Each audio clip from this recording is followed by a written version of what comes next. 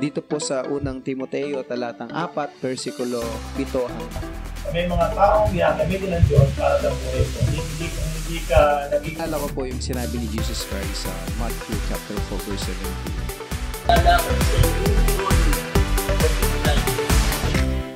Isang mapagpalang araw po sa inyong lahat na ngayon nandito po tayo uli sa programa pong ito ng Table Talk dito po sa PCC upang talakayin po natin ang isang usapin kung paano po tayo harap sa panibagong yugto ng ating buhay na po New Life Journey.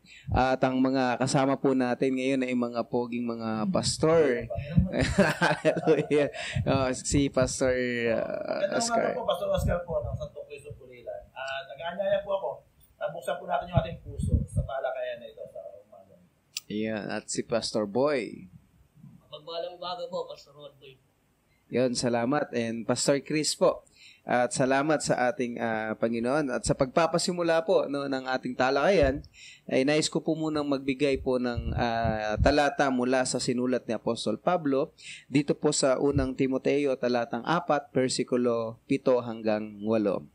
Huwag mong pagaksayahan ng panahon ang mga walang kabuluhang alamat na sabi-sabi lang ng matatanda. Sa halip, sanayin mo sa kabanalan ang sarili mo. Sapagkat kung may mabuting maidudulot ang pagsasanay natin sa katawan, mas may mabuting maidudulot ang pagsasanay sa kabanalan. Sa lahat ng bagay, hindi lang sa buhay na ito, kundi maging sa buhay na darating. Ayun po, no? So, ang pagsasanay po sa kabanalan ay talagang mayroong maidudulot na maganda sa atin, hindi lang sa ngayon, kundi pati sa ating mga inaharap. Kumbaga po ay ngayon pa lamang ay pinapractice na natin kung ano yung magiging buhay natin sa inaharap. So ngayon pong umaga ay ibibigay po natin ang entablado sa ating pong isa sa mga pinahangaan, ginagalang, nirerespeto, minamahal at syempre pogi din po. Presence of God inside. Pastor Boy. Maraming salamat, Pastor Chris. Kasi itong paksa natin napaka-relevant sa kasalukuyan ngayon. At siguro ang unang sentro ng tanong dito about New Life Journey ay kung ano ba yung unang hakbang na pwedeng gawin ng isang tao patungo sa pagbabagong ito, sa bagong simula. So, Oscar, pwede bang magbigay ng... Sabi mo nga kanina, yung binasang talata na yun, relevant yun sa Hebrews. Ang layunin kasi dito ay makapagpatuloy yung mga mananampalataya. Maraming paalala rito. Paano ang gagawin ng mga Kristiyano para magpatuloy. Ngayon, para mabuksan natin yung topic na to tungkol dyan sa ano yung life goals, ano yung susunod plano, bibigyan ko lang ng yung pag-move on na meron siyang tatlong benepisyo. Ang una doon ay maturity. Kung saan ang isang Kristiyano na nakalugmok sa problema o kahit sinong tao, kapag nakuha niya makatayo, ibig sabihin ay nakalagpas na siya sa level ng siya sa pagiging mahina, kundi nagkaroon na siya agad ng maturity to continue yung kanyang journey bilang isang mananampalataya o bilang isang tao. Pangalawa ay nagkakaroon siya ng sensitivity sapagkat nagsisimula ang lahat sa motivation, sa conviction ng Holy Spirit. Ibig sabihin, yung mga word na kanya nadinig, maaalala niya yan, papaalala ng Santong Espiritu. And then, hanggang sa dumating yung time na nagiging sensitive na siya at may mga bagay na mapagtatagumpay niya, malalagpasan niya yung mga obstacle na yun kasi meron na siyang coach, the Holy Spirit itself. Sensitive na siya doon sa sinasabi ng Biblia na ipinapunawa sa kanya ng Santong Espiritu. And then pangatlo, ito na yung life goals. Yung resort, nagiging productive. Yung isang Kristiyano, nagbubunga na siya. Ang unang-unang dyan, siyempre, nagkakaroon na siya ng pag-ibig kasi usually, ang nagiging dahilan ng pagbagsak ng tao ay yung galit, yung sama ng loob, yung mga kanyang mga naranasan. So, nagkakaroon siya ng pag-ibig, yun ang una. Natututunan niyang umunawa, magmahal, nagkakaroon siya ng bunga. And then, na-overcome na niya ngayon yung mga trials, yung mga pagsubok. So, nagkakaroon siya ng kapayapaan at nagkakaroon ng kagalakan yung buhay niya. And then, naroon niya yung katatagan. And then, so, for the on, nagkakaroon siya ng, nakakita niya sa sarili niya, nagbabago siya, at nagkakaroon na siya ng pag-ibig sa sarili. So, nagkakaroon na siya ng nakahandaan doon sa mga mangyayari pa sa susunod na panahon. Kasi tumataas ang level ng problema eh. Tapos lumalapit ka sa Panginoon, madami yung labanan ng problema. So yun na yung ano ng isang Kristiyano. So yung life goals niya bilang isang Kristiyano na nagpapatuloy ay kailangan niya ma-maintain yung kanyang bunga. Hindi lamang sa physical kundi sa spiritual. Hanggang sa maging pagpapala siya doon sa mga tao. Sapagkat yun naman talaga ang layunin ng bunga. Yung makinabang ka at makinabang din sa'yo yung kapwa mo. That is the life goal. Yun yung magandang pananaw ng isang Kristiyano na hindi na ako talunan, mananagumpay na ako, na-overcome ko na to, so magiging blessing na ako sa ibang tao na dumadanas ito, na kaya ko na silang akayin. Magiging huwara na sila, at sila na yung magiging matatag na sandigan na kasama ng mga tao na ito, na natutungo sa ganung kalagayan, kasi na-overcome na nila. That is the life goals. Yung maging blessing ka sapagkat pinagpala ka ng Diyos, na pagtagumpayan mo yun, tutulungan mo rin yung iba para magtagumpay. Okay, maraming salamat, no? Nabanggit ni Pastor Oscar, Pastor Chris, yung tinatawag na life goals. So, dahil galing ka nga doon sa isang, sabihin natin, parang nag-move out ka doon sa past mo, no? And then, moving on, ito ka na ngayon, no? Isa pang tanong na gusto kong masagot dito. At, sa tingin mo ba, Pastor Chris, mayroong factor yung interrelation ng isang tao yung sa kanyang pag-journey sa bagong buhay na to? Yung interrelationship yan, halimbawa, sa tao, sa kaibigan, o kanino man, may mahalaga ba yung interrelationship ng isang tao sa kanyang pag-journey sa bagong buhay na ito? Opo, malaki po, no. And bago ko po sagutin 'yan, dadagdagan ko lang po yung tanong niyo po kanina kung paano magsimulang magbago. Naalala ko po yung sinabi ni Jesus Christ sa Matthew chapter 4 verse 17. On that time, Jesus began to preach and he said, "Repent, for the kingdom of God is at hand." Di po ba? Iba yung sinabi ni John the Baptist almost same, pero pagdating dun sa dulo magkaiba. Nung nagsimula ding nangaral si John the Baptist, sabi niya, "Repent, for the kingdom of God is very near." Yung isa, malapit na, parating na. Nung si Jesus niya, is at hand, andito na. So, ayun po, kung para po sa pagpapasimula, no? Paano tayo magsisimula? Is we need to repent. Yung repentance kasi yan ay hindi lang yung pagsisisi, kundi pagtalikod sa nakaraan mo. Hanggat hindi mo kasi tinatalikuran yung nakaraan mo, hindi ka makakaharap sa panibagong buhay mo. Kadala-dala mo pa rin yun Di ba? Kaya malaking impact po sa buhay ng tao at talagang mahalaga ito dahil tumitingin yung mga tao sa atin. Mapa-negative man, mapa-positive man, yung decisions or ginagawa natin, malaking impact yan sa mga taong nakatingin sa atin. Especially sa mga totoong nakakakilala sa akin. For example, yung mga alagad ni Jesus Christ, nung mga panahon na kasama pa nila, talagang nag-obserba lang yan Pero nung siya ay namatay na, muling nabuhay, makyat na sa langit ang ating Panginoong Jesucristo. At nagsimula na ang banal na Espiritu ay bumaba sa kanila. Nagsimula din silang nangaral. Yung mga taong nakakakilala sa kanila, namangha. Ang sabi nila na sa kanilang pangangaral, di ba yan ang mga alagad, ang mga kasama ni Kristo? At saan nila nakuha yung karunungan nila at kaalaman nila? Di ba? Hindi naman yan mga nag-aral. So, ibig sabihin nito, ang pagharap natin sa bagong journey ng ating buhay, bagong buhay natin, ito'y totoong magbibigay ng kamanghamanghang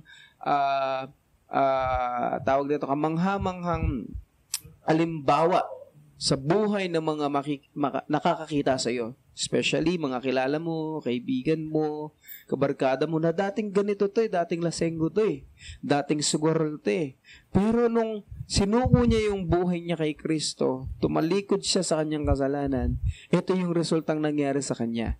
Yun ay malaking impact po sa kabuhay ng mga nakakasama natin na yun ang magiging dahilan para din sila ay sumampalataya sa ating Panginoong Hesukristo. Yung pagiging isang halimbawa. Sabi nga ni Pablo, nakalimutan ko yung kung saan version, pero naalala ko lang yung minsan di mo na kailangan magsalita Sa pamagitan lang ng gawa mo, na po ay sasampalataya sila kay Kristo. So, opo, Pastor. Meron po. So, malaking factor yun, yun nga yung priority na patunod din sa bagong buhay at yung interrelation. Nabanggit po, Pastor Chris, kung merong isang pinakamahalaga po na magkaroon ng interrelationship, yung isang tao na lalakad sa new journey of his life ay yung relasyon niya sa Panginoon. Opo. Yun talaga, yung sinasabi mong pananampalataya. Okay, so ngayon, nandun na siya, lumalakad na siya sa journey ng bagong buhay. Pero yun nga, hindi natin maiiwasan doon. Merong mga obstacles. Yes, bro. Merong mga tinatawag na barriers, hurdles, challenges along the way. Ngayon, kung dumating itong pagkakataong ito, pwede bang makita o ano ba ang dapat na gawin ng isang taong gustong mabago kung dumating sa kanya yung tinatawag na challenges, obstacles? Okay, Pastor Oscar, meron ka ba? Diyan natin makikita ang kahalagahan ng fellowship. Diyan natin makikita yung kahalagahan na meron kang kasama, meron kang kapalakasan sa parte na yan. Kasi ang isang Kristiyano ay hindi siya po pwedeng magtagumpay na nag-iisa lang. Actually, magkasama mo sa Espiritu. Pero sa buhay na ito, in the journey of life, meron ka talagang mission at meron ka rin naman mga kasama, meron ka rin naman mga kapatid, meron ka rin naman mga kapatiran na masasabi na kasi hindi, bago mo lang mag-move on, so kailangan mo po ng counsel, kailangan mo ng mga tao magpapasugda sa'yo, para makapagpatuloy ka. Hindi ka po pwedeng nag-iisa na ikaw lang yung sa sarili mo kasi pwede kang bumagsak, pwede kang malaglag. Kailangan malinaw sa atin yung layunin ng buhay mo at iyon ay nanggagaling yun sa ibang mga tao na magbibigay sa'yo ng motivation. Sama yun. Bukod pa doon sa sarili mong sa Panginoon, devotion sa Panginoon. Kasi kailangan mo lumakas Ang buhay kasi, hindi ka titigilan ng bagyo. Laging may bagyo. Problema at pagsubok. Kaya nga sabi natin, kaya nga mayroon isang tanong, bakit po ba mentas lumalapit ako sa Panginoon lalong lumalapit, bumibigat ang sitwasyon. So dito natin makikita ang kahalagahan ng mga kapatiran ng church. Kasi dito ka makakakita ng mga tao na talagang, sabi sa Hebrews 10:25, sabi doon, na huwag nyo kaliligtaan yung mga gawa at pagtitipon kasi dito nangyayari yung nagpapalakasan. Di ba? Kasi mahalaga sa atin yun.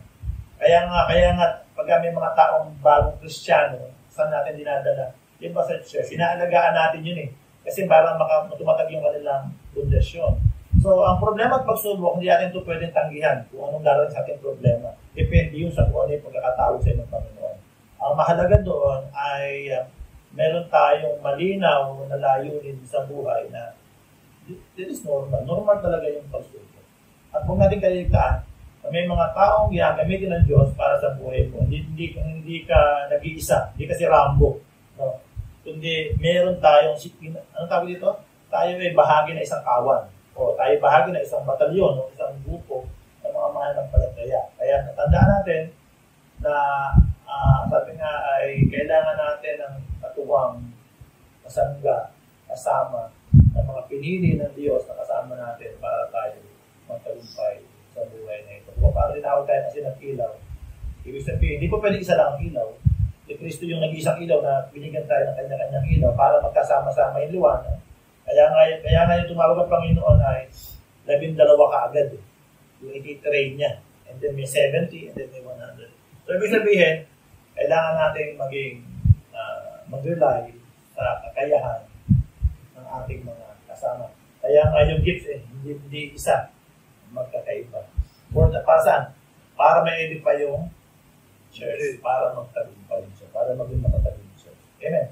So, yun yung akin po. May idadagdag lang po. Naalala ko yung kanta Yung kantang gustong-gusto ng mga Kristiyano, yung napakaligaya at kahanga-hanga sa ating pagmasid, ang nagkakaisa, laging sama-sama na magkakapatid. Kahit wala kang pera, kahit may problema at wala kang pera, di ba't laging masaya? Diba? So, ganyan ang buhay. May galak sa tuwina. So, yun po, napakahalaga talaga ng pamilya.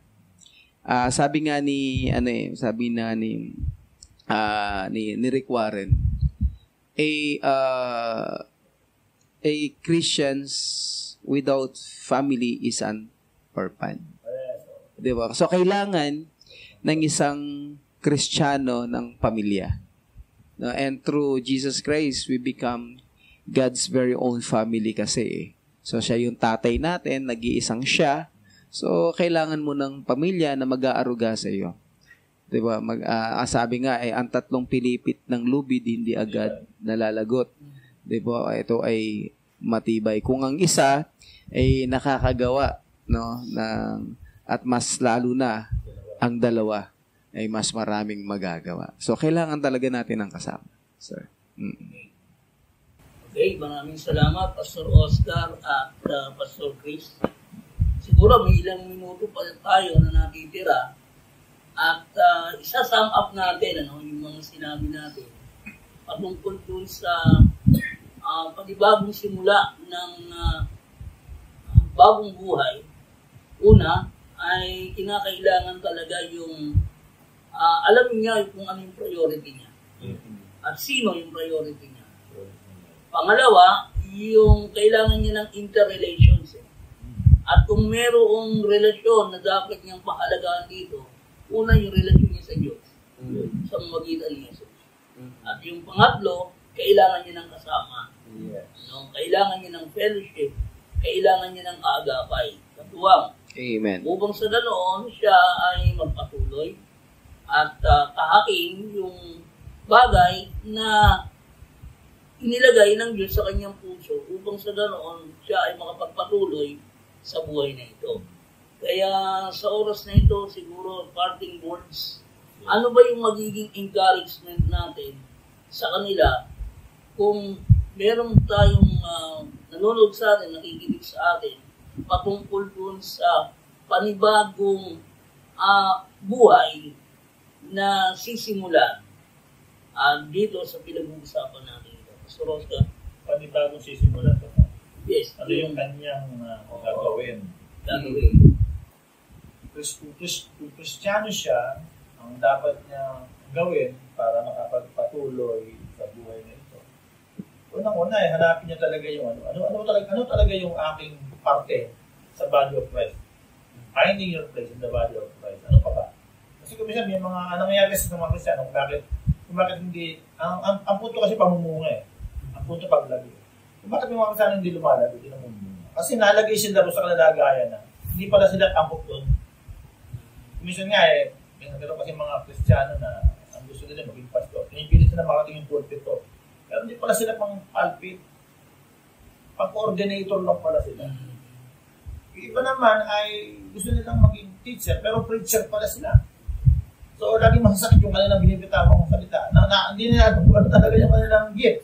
Kailangan unang-unang gawin sa tao, alamin mo muna ano ang kaloob sa akin ng Diyos. Ang dako effective. Kasi doon ka mag-grow. Wala naman. Katulad ko. Ako, exporter ako. Nagsimula ako as a server. Exporter ako. Maligaya ako ginagawa ito. Maligaya ako ginagawa. Hindi mo alam na meron pala mga alawa sa mga magagawa sa Diyos. Ginagawa ko yun kahit magsakripisyo ko, makuyat ako. Okay lang sa akin yun. Tapos, exhorter ako pag may problema, hindi ko siya pwedeng iwanan na hindi ko siya papalakasin yung loob niya. Yun yung aking gift Hindi ko pa alam na malinaw na yun pala gift ko. At hindi ko rin alam na dating yung tayo na magiging pastor ako. Kasi yung dalawang gift na yun, yung ano na yun, ay katangian ng isang pastor. Kaya yung pagiging teacher, ngayon ko na lang siya, pineperte ko, ini-improve sa sarili ko. Kasi kasama sa pagiging pastor, ang maging nagpapalagpuro. So yun yun. Hanapin mo kung ano yung gift sa'yo ng Panginoon. At asaan ka sa body of Christ? Asaan ka doon? Ako po naman, ang may isasagot ko doon yung sinabi ni Jesus Christ is doon sa Matthew chapter 11 verse 28. Una is, lumapit kayo sa akin. Yun yung unang dapat nating gawin, na lumapit tayo sa Diyos, especially sa panahon na sa buhay kasi na haharapin natin, there is a troubles, trials, problems, may mga obstacles. Ano po? So, kaya sabi niya, lumapit kayo sa akin, kayong lahat ng nahihirapan at nabibigatan sa inyong pasanin at bibigyan ko kayo ng kapahingahan. Sundin ninyo ang mga utos ko at matuto kayo sa akin. Dahil mabait ako, mababang loob, makakapagpahinga kayo. Dahil madaling sundin ang aking mga utos at magaan ang aking mga ipagagawa sa inyo. So, ang buhay kasi natin, kapag nandun tayo sa lakbayan ng buhay natin, di natin masasabi kung ano yung mga kakaharapin natin eh. Pero kapag lumapit tayo sa Panginoon, siya yung gagawa at kikilos sa atin. Sabi nga ni Paul sa Corinthians, sabi niya, if anyone is in Christ, is a new creation. The old is past and the new has come. So, meaning to say, if we're in Christ, your life will never be the same again. Yun yung iingatan natin, yung bagong buhay na binigay sa atin nung tayo lumapit sa ating Panginoong Diyos. Pastor. Okay. Salamat po, Pastor Chris and Pastor Oscar. So, siguro sa oras na ito, i-conclude natin ang napakagandang usapin na ito. It is about a journey in new life. So, mako-conclude natin, new life begins with Jesus. Yes, amen. New life begins with Jesus. Okay, mapagpalang maga po sa bawat isa at nawa ay magkasama-sabong po tayong muli dito sa ating talakayan. Yan, Magandang umaga po. maraming salamat. And Gusto na po magkalakay. You are God blessed. bless.